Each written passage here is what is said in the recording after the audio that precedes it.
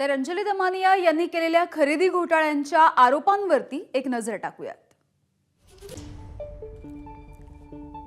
कृषी मंत्र्यांच्या खरेदी घोटाळा त्यांनी सांगितला होता आणि रुपयांच्या मालाची खरेदी आपण लाखांमध्ये बघतोय। नॅनो युरिया 220 रुपये किमतीच्या 19,68,408 बॉटल विकत घेतल्या आणि मालाची खरी किंमत 90 रुपये होती।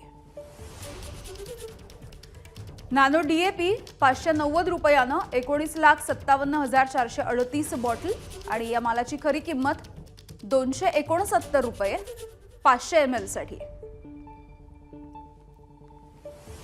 बॅटरी स्प्रे 3,426 रुपयानं 2,36,427 स्प्रे विकत घेतले गेले आणि या मालाची खरी किंमत आहे 2,450 ते 2,946।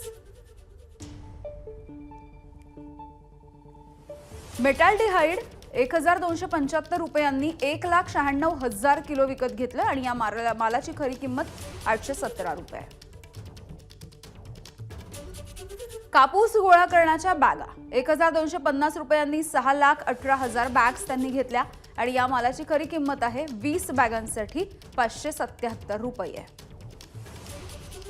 त्यामुळे एकूणच या सगळ्या वस्तूंच्या खरेदीमध्ये घोटाळा झाल्याचा आरोप दमानियांनी केला आहे। एबीपी माझा, उघडा डोळे बघा नीट।